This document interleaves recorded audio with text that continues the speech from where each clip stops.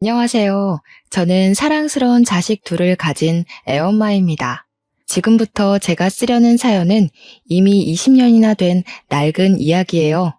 하지만 제 마음속에는 그날의 일이 언제나 어제 일처럼 생생하고 한 번씩 관련된 악몽도 꾸기 때문에 사연으로 소개해도 문제없겠다 싶어서 찾게 되었습니다. 가슴 메였던 일을 논리정연하게 이야기로 풀어내려고 하니까 쉽지 않은 것 같네요. 그날 일을 다시 회상하는 것도 제겐 또 한 번의 공포를 일으키는 짓이기도 하고요. TV나 인터넷 기사를 보면 요즘에 사람 같지 않은 사람들이 많잖아요. 시대를 불문하고 인격 상실한 사람들은 늘 우리 주변에 존재하는 것 같아요. 그런 사람들을 만나는 것도 내 재수가 없었던 탓인 거겠죠. 그런 부류들은 잠깐 마주해도 스트레스가 오는데 한 식구였다면 얼마나 피가 말랐겠습니까? 제가 바로 그런 식구들 때문에 제2의 인생을 제대로 시작해보지도 못하고 비탈길로 들어선 사람입니다. 아직도 그날만 생각하면 피가 거꾸로 솟아서 자다가도 심장이 벌렁거려요. 하지만 그럼에도 제 곁을 지켜주는 사랑스러운 내 새끼들이 있기 때문에 무사히 극복하고 이렇게 글을 쓸 용기도 얻지 않았나 싶습니다. 저에게 예쁜 자식이 둘이나 있다고 했잖아요. 제 자식들은 서로 2살 차이가 납니다. 그런데 저희 아이들은 평범한 집안과는 조금 다른 사정을 갖고 있어요. 첫째는 제 친자식이 맞지만 둘째는 입양아라는 겁니다. 그렇다 하더라도 저는 단 한 번도 둘에게 차별적인 마음을 베푼 적 없었어요. 똑같이 사랑하고 아끼는 엄마의 마음으로 키웠습니다. 제가 둘째를 입양할 수밖에 없었던 이유는 난임 때문이었어요. 남편을 만나 결혼을 할 때까지만 해도 저는 제가 난임인 줄 모르고 살았습니다. 저는 지방 사람이었는데 서울에서 일을 하다가 남편을 만나 결혼하게 된 경우였어요. 결혼을 하고 나서부터 친정은 더더 볼 수 없는 지경에 이르렀는데 이건 뭐 제 시대 때의 며느리들은 거의 결혼하고 친정과 발길이 끊어지는 터라 서러운 축에 못 끼는 부분이었습니다. 가장 문제가 되었던 건 제 난임이었어요. 저는 결혼 4년 차가 되어도 아이가 생기지 않았는데 그 4년간 시댁에서 눈총을 참 많이 받았습니다. 옆에서 가만히 지켜보니까 시모한테서 약간 따라쟁이의 기질이 느껴지더군요. 시모에게는 고등학교 동창인 친구들이 몇 명 있습니다. 그 모임을 주기적으로 가져서 나이가 든 지금에도 여전히 친구들을 만나고 있다고 했어요. 그 점은 부러울만 했지만 그 모임이 오히려 시모를 망친다는 생각이 들었어요. 시모는 친구들이 하는 건 자기도 해야만 한다는 이상한 사상을 갖고 있더군요. 친구들이 결혼을 하면 자신도 결혼을 해야 하고 친구들이 해외여행을 가서 자랑을 하면 자기도 한 번은 다녀와야 하는 등 친구들로부터 도태되는 걸 싫어했습니다.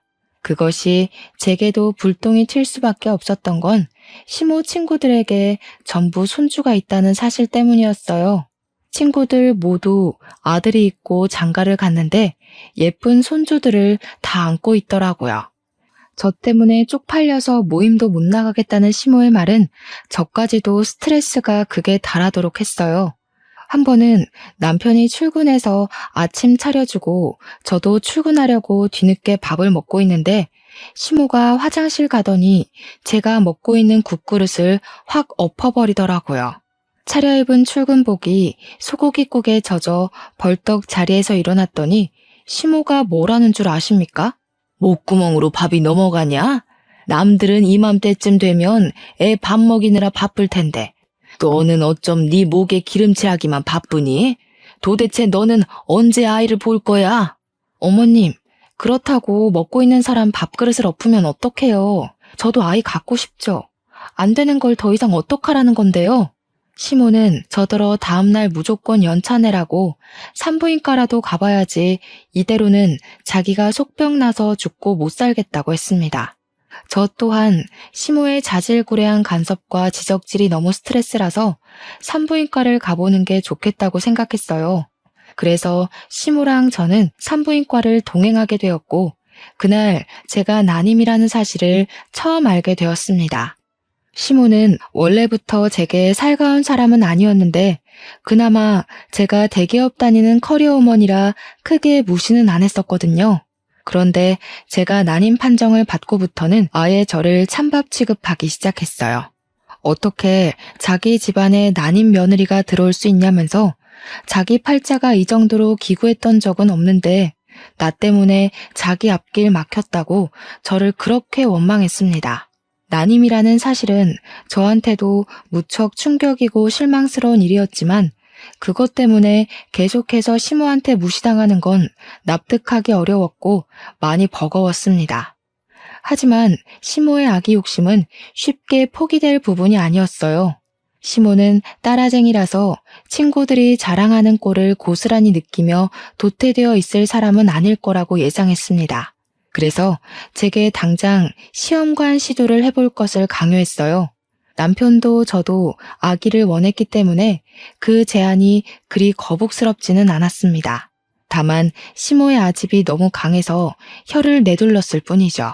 시모는 빚을 내서라도 손자를 얻기 위해 시험관을 시켰습니다.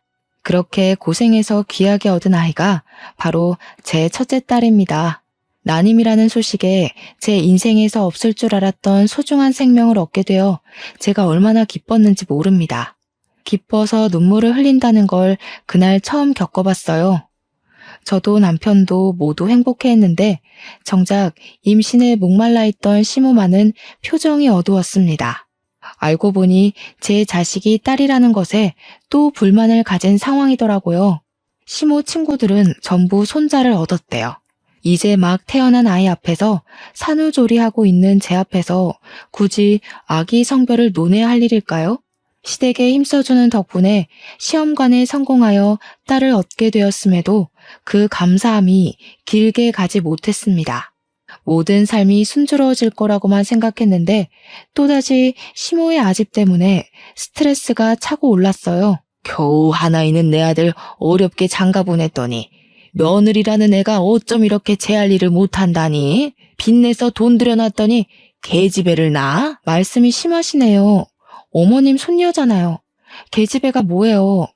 어머님 원대로 손주 낳았으니까 더 이상 쓸데없는 고집 그만 부리셨으면 해요. 그날 이후로 시모는 손녀에게 한 번도 따뜻한 시선 한 번 보내준 적 없는 사람이었어요. 저는 화장실을 가더라도 아이를 안고 가야 했습니다. 아이가 잘못 뒤집어지거나 잠시 한눈 판 사이 이부자리에서 벗어나기라도 하면 돌봐줄 사람이 없었거든요. 시모는 제 딸이 코앞에서 울고 있어도 보듬어 주기는커녕 거들떠도 안 봤어요. 그런 사람을 어떻게 믿고 제가 아이를 내버려 두고 다니겠습니까? 제 허리가 부서지는 한이 있더라도 저는 집에서 아이를 안고 업고 다녔어요. 그 탓에 제 몸이 제대로 회복을 하지 못해서 다 늙은 나이에 골병 드는데 큰 몫을 했을 겁니다. 얄미운 시모는 그런 와중에도 손자에 대한 선망을 놓지 못했어요. 손녀는 안중에도 없고 그저 제 몸이 얼른 회복되도록 병원을 그렇게 질질 끌고 다니면서 약 타주고 침 놔주고 물리치료를 시켰습니다. 그러면서 한 7개월을 보냈어요. 어느 날 시모가 황당한 얘기를 꺼내더라고요. 저더러 둘째를 계획하자며 또 시험관 얘기를 꺼냈습니다. 그 소리를 듣는데 시모가 저를 사람이 아닌 애 낳는 기계로 보는 건가 싶은 생각도 들었어요. 어머님, 지원이도 어렵게 얻은 거 아시잖아요. 지원이 안기까지 우리 식구 다 얼마나 힘들었어요. 남편도 아이는 하나면 충분하다 했으니까 그냥 외동으로 잘 키울게요. 네 생각만 하니? 집에 아들씨 하나 없어서 어디다 쓴다고? 나는 무조건 손자를 봐야겠다. 요즘 손자 없는 할미들 보기도 힘들더라. 내가 너한테 내 귀한 외동아들 줬으면 너도 그에 맞는 답례를 해야 될 거 아니냐? 먹고 땡 하려고 그랬니? 손자 없는 할미들이 보기 힘든 게 아니라 지금 어머님 친구분들이 다 손자 얻으셔서 저한테 강요하시는 거잖아요. 저 그 시술 더는 못해요. 몸 회복도 안 됐고 더 이상은 힘들어요. 참나, 그래. 내 친구들은 며느리들이 다 아기 집이 좋아서 손자 숨풍숨풍 낳았다더라.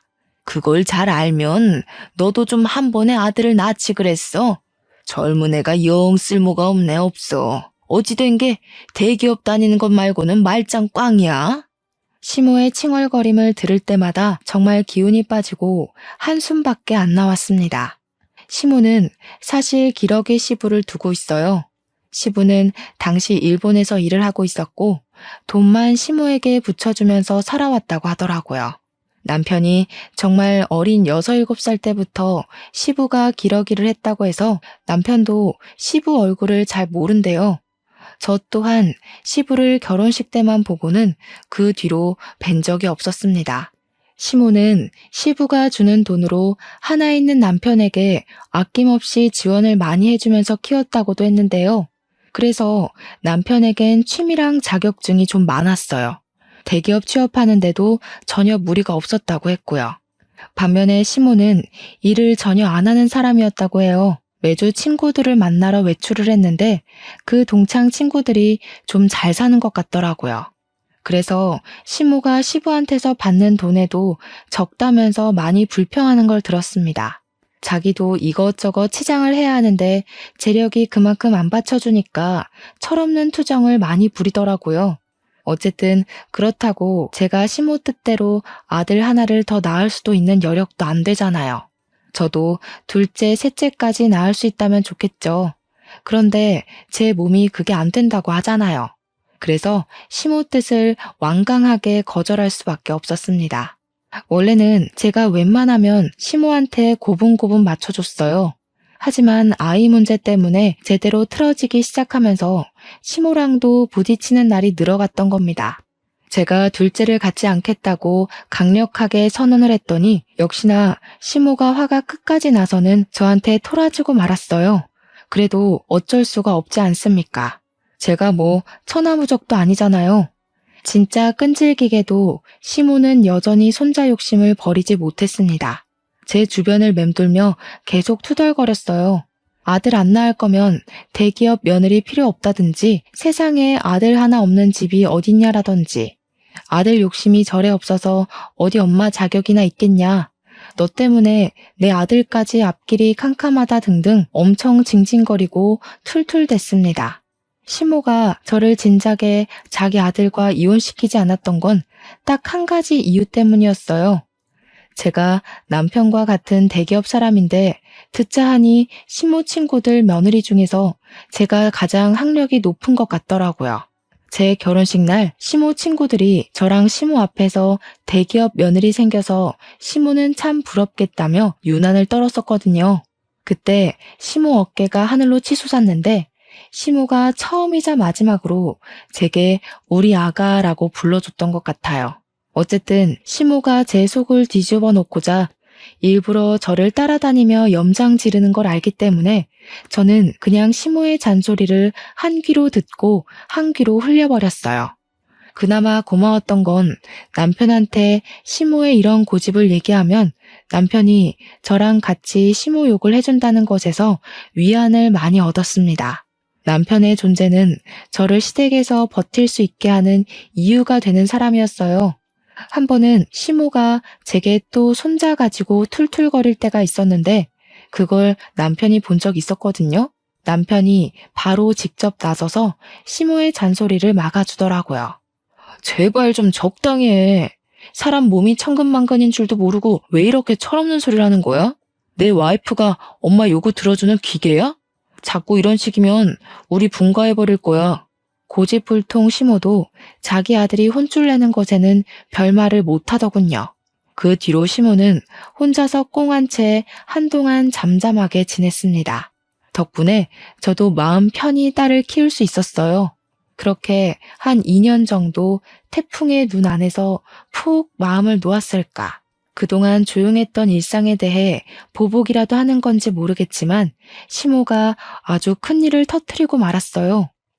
지금 생각해도 이 부분은 대형 사고네요. 그날은 여느 때처럼 딸을 재우고 남편 아침을 챙겨준 뒤 남편을 보낸 날이었습니다.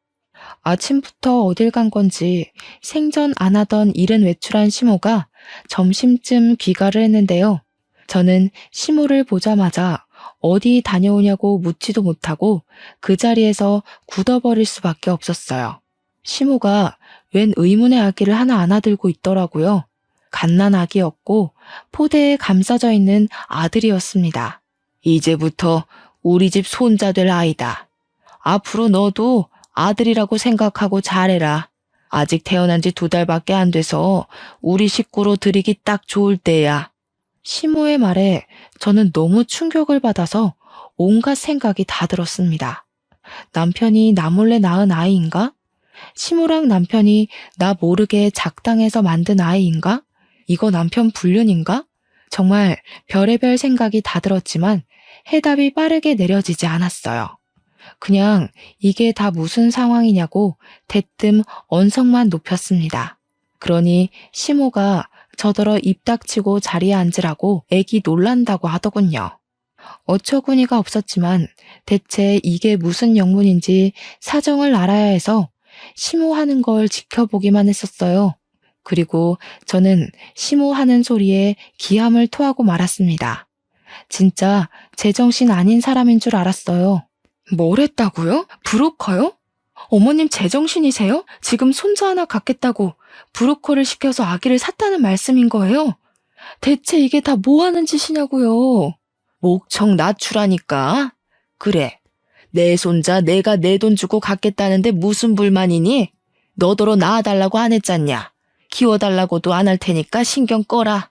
남편 씨도 아니고 그 아이는 그냥 남의 자식인 거잖아요. 지금 남의 자식을 손자처럼 키운다는 거예요? 그런다고 그 아이가 어머님 손자가 될 거라 생각하세요? 죽었다 깨어나도 그 아이는 그냥 남의 핏줄인 거예요. 무슨 생각으로 이런 사고를 치셨어요? 왜 내 손자가 못 되니? 낳은 정보다 기른 정이 더 무섭다는 거 모르냐? 그리고 이미 생모가 포기한 아이다. 어차피 이 아이한테 사실을 알려주지만 않으면 생모를 찾지도 않고 돌아갈 곳도 없는 아이라고. 도대체 뭐가 문제라는 거니? 시모는 자신이 아예 뭘 잘못한 건지 원인을 모르고 있었습니다. 그런 시모를 보고 저는 단지 시모가 제정신이 아니라고만 생각했어요. 아무리 손자가 갖고 싶어도 그렇지 어떻게 남의 아기를 돈 주고 사올 생각까지 했는지.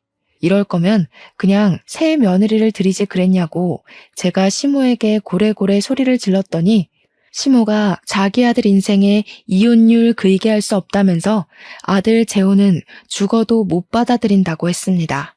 그러면서 잘 해결됐는데 뭐가 문제냐고 되레 언성을 높이더군요. 저랑 얘기하니까 피가 거꾸로 솟는다면서 품 안의 아기를 소중하게 데리고 자기 방으로 들어가 버렸어요. 이렇게 큰 문제는 저랑만 다툴 일이 아니잖아요. 퇴근하고 온 남편도 당연히 이 사실을 알았고 그날 저녁 남편이랑 시모는 처음으로 순순히 물러나는 사람 없이 대판 싸우게 되었습니다. 싸우는 대화 내용을 듣자 하니 시모는 브로커에게서 300만 원을 주고 그 아기를 사온 거더라고요.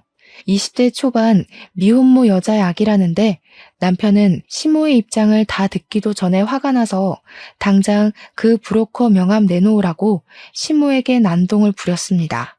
시모가 순순히 아기를 내놓지 않자 남편은 시모 품에 안긴 남자 아기를 빼앗았고 아기를 갖다 버리겠다고 겁박을 했어요. 남편이 저렇게까지 화를 내는 건 저도 처음 봤었습니다. 남편의 과격한 행위에 식겁한 시모는 얼른 남편에게 명함을 건넸어요.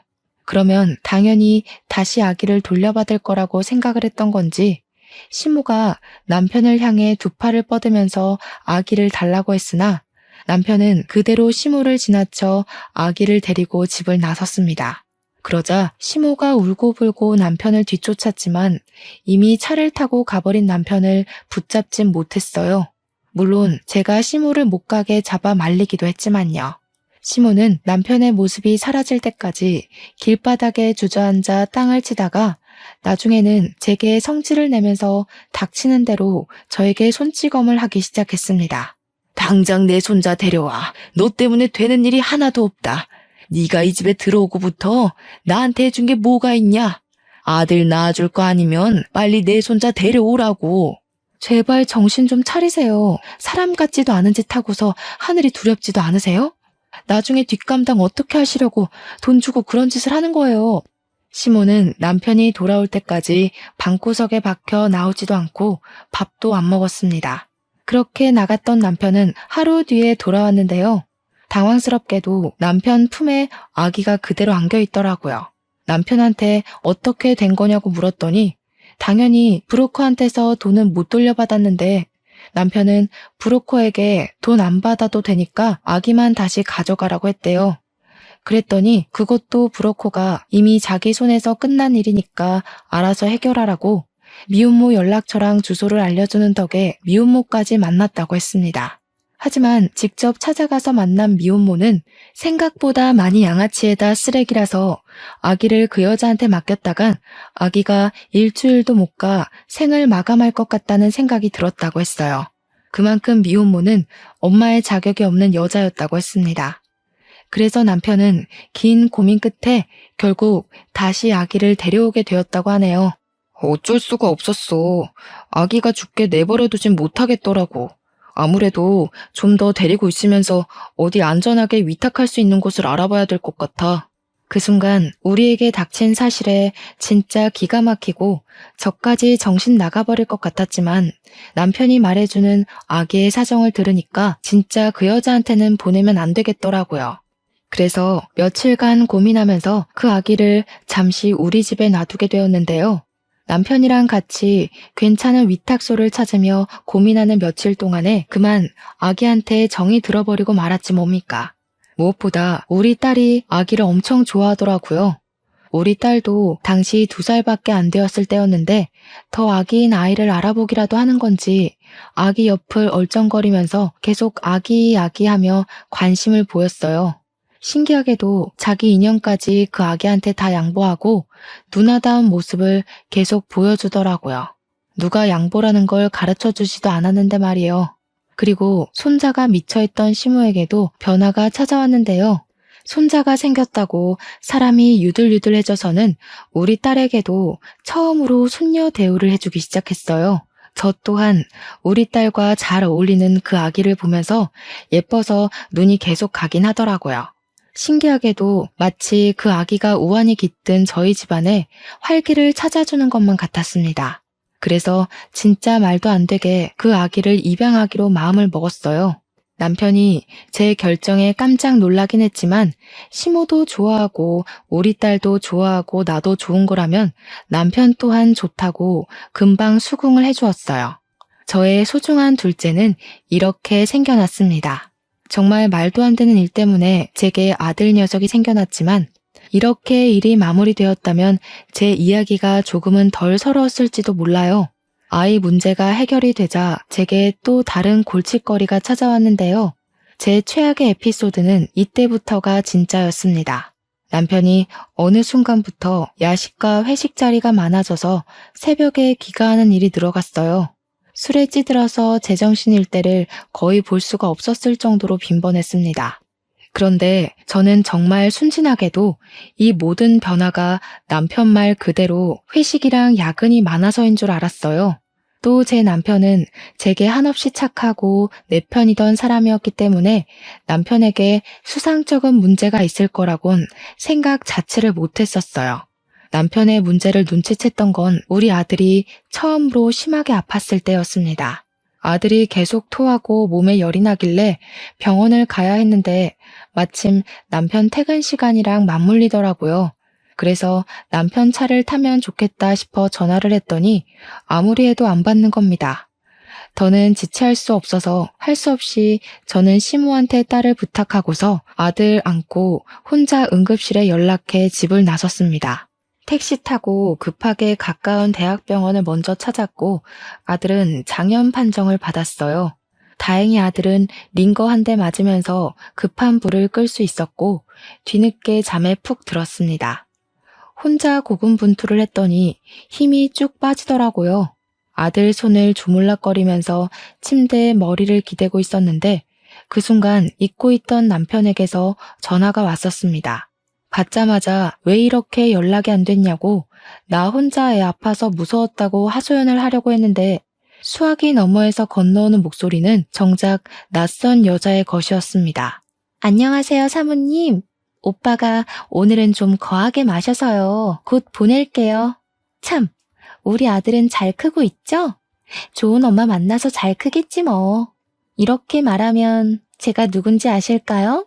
그 순간 저는 잠들어 있는 아들 얼굴을 한번 쳐다봤고 낯선 여자가 바로 이 아이의 엄마라는 사실을 눈치챘습니다.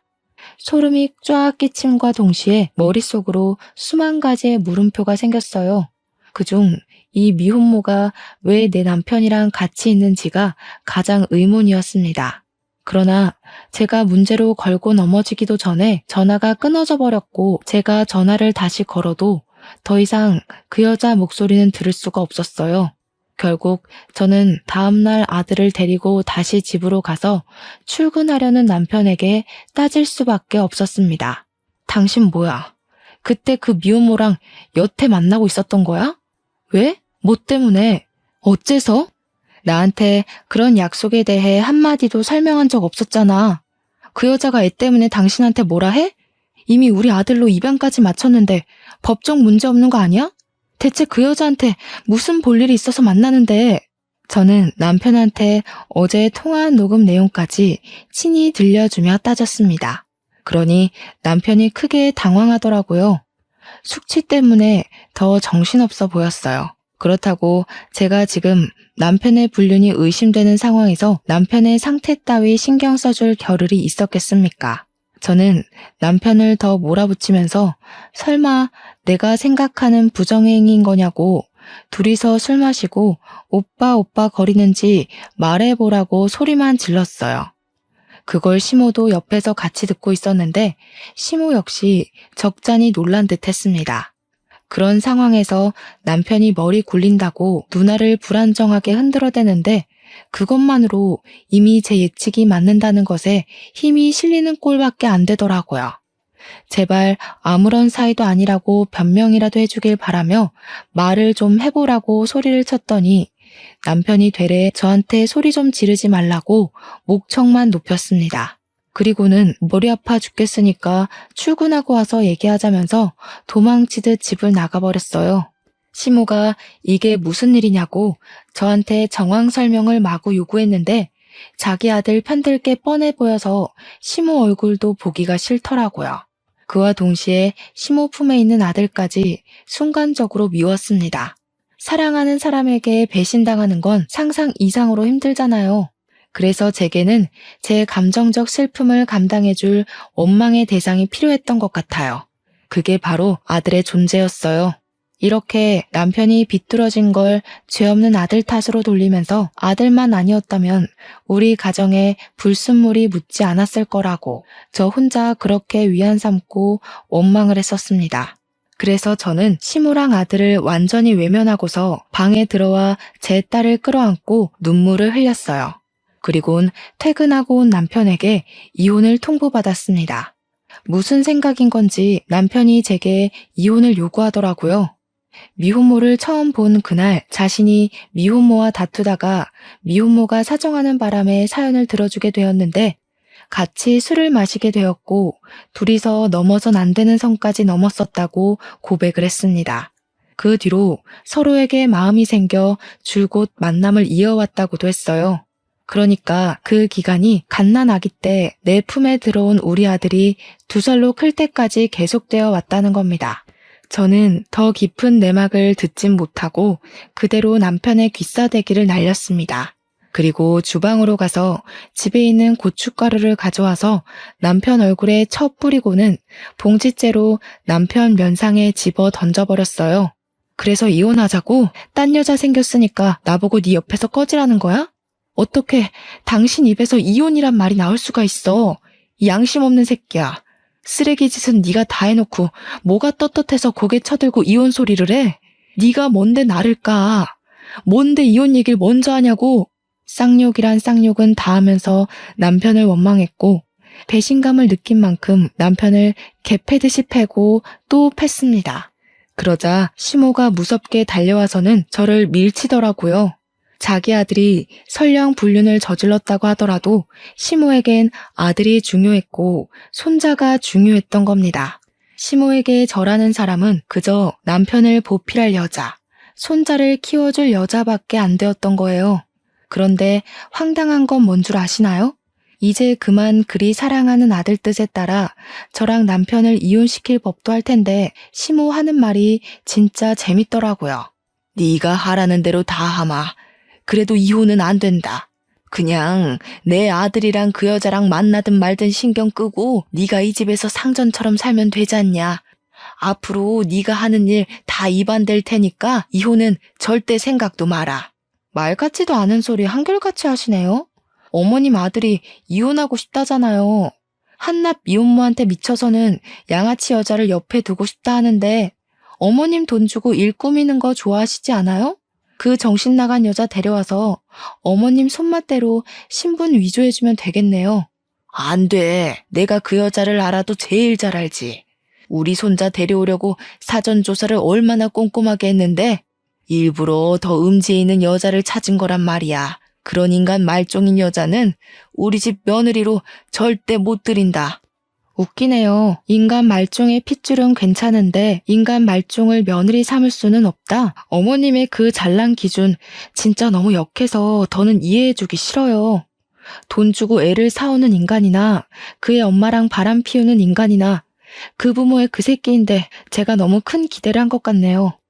진작에 이 답없는 집구석 나왔어야 했는데 저는 이혼 합의는 절대 해줄 생각이 없어서 제가 당한 만큼 소송으로 갚아주겠다고 경고장을 날려준 뒤에 바로 짐을 챙겼습니다. 소송을 한다니까 둘이서 꽤나 놀랐는지 남편이랑 시모가 저를 막으려 했지만 이미 당시 제정신이 아니었던 저는 내 몸에 손대면 경찰에 신고해버릴 거라고 악까지 질러버렸어요. 그동안 쌓였던 게 물밀듯이 솟구치니까 정말 괴성을 독하게 내지를 수가 있겠더라고요. 한 번도 시댁에서 정신 나간 사람처럼 보였던 적은 없었는데 제가 처음 보는 모습을 드러내니까 그 둘도 놀라서 그냥 내버려 두더군요. 그 상태로 저는 가벼운 짐만 챙긴 뒤에 딸만 데리고서 그 집을 나오려고 했는데요. 제가 신발을 신는 순간 아들이 저를 쫓아 신발장까지 아장아장 걸어오더라고요. 저를 보고 엄마 엄마 하는 아들을 보면서 쉽사리 발이 안 떨어졌지만 정말 마음 독하게 먹고서 그대로 집을 나와버렸습니다. 일단은 직장 동료에게 실례를 무릅쓰고 연락했고 딸을 데리고 그 동료 집에서 신세를 지며 살았어요. 문제는 집을 나왔는데도 아들의 모습이 잊히지가 않아 괴로웠다는 겁니다. 며칠 고민 끝에 아들을 포기할 수 없었던 저는 결국 변호사에게 부탁해서 아들 친권 꼭 내가 가져야 된다고 승소하게 해달라고 사정을 했어요. 그랬더니 변호사가 흔쾌히 가능한 일이라고 고개를 끄덕이더군요. 남편이 바람을 피운 상황인데다 남편은 아들을 키우면서 한 번도 자기 아들이라고 보듬어 준 적 없는 아빠이기 때문에 그게 증명만 된다면 친권은 얼마든지 제 편에 세울 수 있다고 했습니다. 그 말만으로 얼마나 안심이 되었던지 몰라요. 아들은 어쨌든 저와 남편이 입양한 자식이고 법적으로 내 새끼잖아요. 피 섞인 아들이 아니라도 그 쓰레기들 틈에 둘 수는 없었습니다. 그리고 저는 손쉽게 승소를 했어요. 제가 승소할 수밖에 없는 건 어쩌면 너무 당연한 일이었습니다. 판사도 엄청난 아빠의 편이 아닌 엄마인 제 입장에서 손을 꼭 들어주어서 이길 수 있었어요. 그날 남편이 저를 엄청 원망스린 눈으로 쳐다봤고 시모는 제게 삿대질을 하며 자기 손자를 뺏어간 죽일년이라면서 법정 떠나가도록 소리를 질러댔습니다. 그걸 무시하고 나온 저는 바로 애들을 데리고 스페인으로 떠났어요. 시모의 아집을 알기 때문에 분명 같은 한국 땅을 밟고 있다면 언젠가 제 아들 앞에 나타나서 꼭 더러운 꼴을 보이고 말 것 같았거든요. 전 남편과 시모가 제 앞을 막는 건 상관이 없지만 제 자식들 앞길에 오물오물 투척하는 건 절대 용납하고 싶지 않아서 내린 결정이기도 했어요. 그렇게 떠난 스페인에서 우리 아이들은 고맙게도 너무 건강하게 또 적응도 잘하며 컸습니다. 스페인에서 무탈하게 지냈다 보니 저희는 영주권까지 받을 수 있었어요.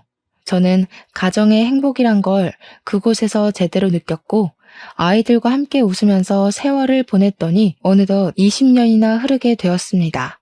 그리고 저희는 올 초에 한국으로 돌아오게 되었어요. 개인적으로 저는 한국을 다신 찾고 싶지 않았지만 성인이 된 딸이랑 아들이 자신의 모국이 어떤지 궁금하다고 조르더라고요.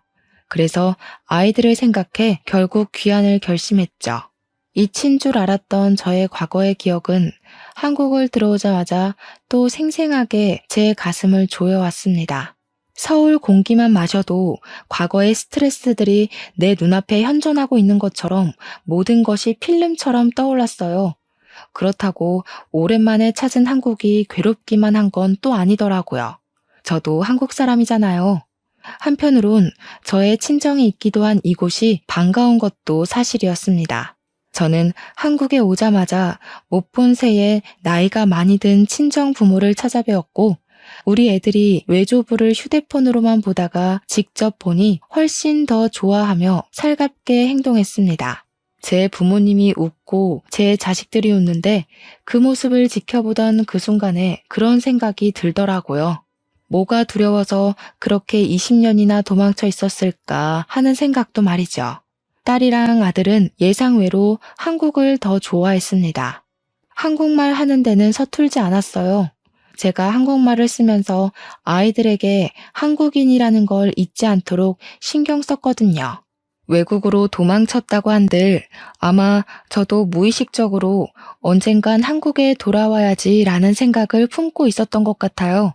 제 자식들은 스페인에서도 한국 대사관에서 일을 하는 외교관들이었습니다.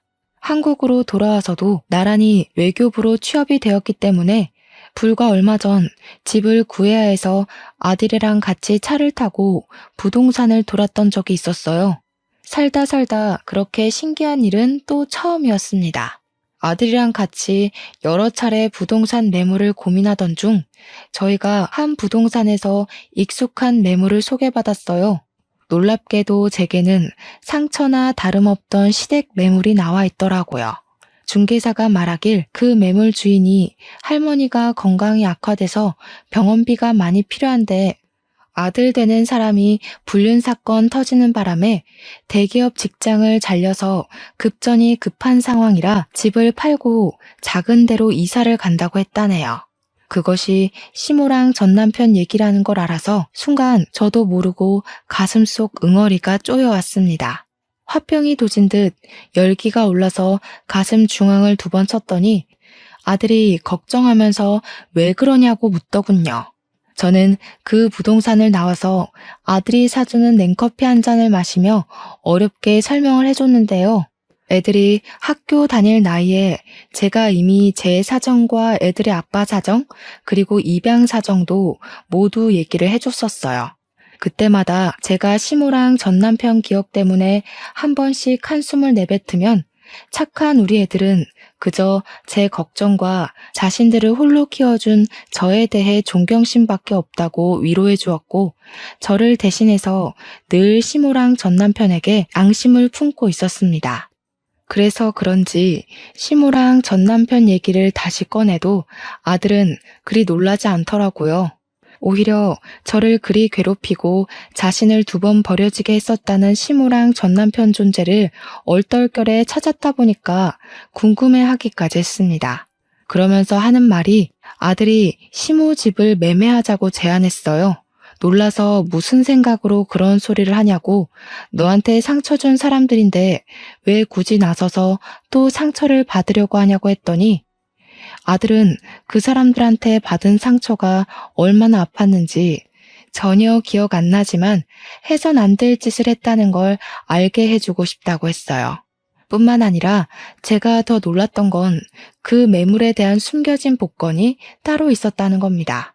그래서 얼떨결에 아들 주도하에 그 집을 매매하게 되었는데 그러기 위해서는 집주인을 만나야 했어요. 시모가 건강했다면 직접 왔겠지만 다 죽어간다고 했으니 대리인으로 부동산을 찾아온 전 남편을 마주하게 된 자리였습니다. 20년 만에 마주한 그는 한때 대기업에 다녀서 정장 슈트만 입던 꼴은 온데간데 없었고 어디 자파 상점이나 철물점을 운영하는 것처럼 꼬질꼬질하게 해진 옷을 입고 있었어요. 전 남편은 처음엔 굽신거리며 들어왔다가 저를 보자마자 놀랐는데요. 저를 단번에 알아본 듯 했습니다. 문제는 전 남편 눈빛이 제게 앙심이 상당해 보였다는 것이에요. 어디 가서 보기 좋게 굶어 죽은 줄 알았더니 멀쩡하게 살아있네? 남의 집 박살 내놓고 잘도 살았나 보다? 너 때문에 우리 엄마는 아직도 다 죽은 꼴을 하고 있는데. 전 남편이 제 분에 못 이겨 달려들었는데 그 앞을 아들이 막아주었어요. 아들은 그대로 전 남편을 내동댕이 쳐버렸습니다. 바닥을 구른 전 남편은 그제야 아들의 존재를 쳐다보면서 인상을 팍 찡그렸어요. 제가 젊은 남자랑 바람이라도 난 줄 아나 보더라고요. 뭐 눈엔 뭐만 보인다더니 내가 넌 줄 알아? 이러니까 너 같은 건 친권 자격이 없다는 거야. 누가 누구더러 집을 박살냈대? 아직도 모르겠어? 너네 집이 망가진 거 네 탓이잖아. 네가 딴 년한테 정신 팔려서 가족이고 뭐고 버려서 이 꼴 난 거 몰랐니? 제가 친권을 논하니까 전 남편이 대강 눈치를 챘는지 아들을 다시 보곤 말을 잇더라고요. 곧 자리에서 일어나 아들의 손을 잡으면서 입을 해벌쭉 벌렸습니다. 얘가 그 아기라고? 네가 진짜 윤의 아들이니? 아이고야, 내가 네 아빠야. 나랑 네 할미가 널 데려왔다고. 얼굴 좋은 것 보니까 어디 좋은 데서 일하나 보구나. 네 머리가 이 아빠를 닮아서 그래. 이제라도 집으로 돌아와라. 아빠한테 오기만 하면 친엄마도 찾아줄게. 네 친엄마가 자꾸 도망다녀서 나도 요즘 정신이 없다. 아들 찾았다고 하면 분명 나타날 거야. 윤혜는 아무래도 미혼모의 이름인 듯 했습니다. 아들은 그걸 듣고 되레 표정을 더 차갑게 굳혔어요. 그러고는 바로 전 남편의 손길을 뿌리치더니 그대로 주먹을 써버린 거 아니겠습니까? 아예 아빠라고 생각도 안 하는 태도였고 지칭도 아저씨라고 하면서 과감하게 전 남편을 후려치더라고요. 아저씨 면상 한번 보고 싶었는데 내가 쓰레기라고 생각한 사람 입에서 아들 소리 들으니까 기분 더럽네요. 누가 아빠고 누가 엄만데요? 내 부모는 내가 정해요. 생모는 내가 버렸는데 아저씨는 뭐예요? 애초에 나랑 피는 섞였어요? 그냥 나 주워다 준 브로커랑 다른 게 없어 보이는데요? 뭐? 너 이 자식, 내가 너 분유값 대주고 병원비 대주고 다 했어. 이게 애비 은혜도 모르고 뭐 아저씨? 말버릇이 그게 뭐냐? 자꾸 애비 거리지 마세요. 차라리 얼굴 모르는 생부 존재가 나을 지경이에요. 저랑 엄마는 여기 매매자 입장으로 온 거거든요. 이 정도 질척됐으면 그만하시고 도장이나 찍으시죠. 아저씨 엄마 죽어간다면서요. 돈 급하지 않으세요? 전 남편은 아들이 건방지다며 아들의 멱살을 잡으려 했지만 다 늙은 아저씨가 혈기왕성 청년의 힘을 이기는 건 불가능하지 않습니까? 전 남편은 그대로 아들의 주먹을 한 대 더 맞았을 뿐이었어요. 전 남편은 아들에게 말로 터지고 손으로도 쥐어 터진 후에야 부동산에 온 목적을 실행했습니다. 계약서에 도장부터 찍었어요. 그러더니 아들은 현금으로 비용 지불하겠다며 찾아온 현찰 봉투를 들고서 전 남편 머리 위로 툭 던졌습니다. 우리 엄마는 제 옆을 내내 지켜준 이분뿐이에요. 아저씨가 나중이라도 우리 엄마 발목 잡으러 나타날까봐 일부러 한 번쯤 경고하려고 만나준 거니까 이젠 다시 마주치는 일 없을 거예요. 그리고 웬만하면 바빠도 뉴스는 좀 보세요. 멍청하니까 이렇게 제 복도 발로 뻥 차버리지. 전 남편이 아들의 말을 이해하지 못해서 아들을 째려보고만 있었는데요. 아들이 하는 말뜻은 아까 제가 말씀드렸던 매물 복권이라는 사실을 뜻하는 거였어요. 사실 시댁 매물이 있는 동네가 며칠 전 재개발 확정이 되면서 땅값이 폭등해 뉴스에 난 적이 있었거든요.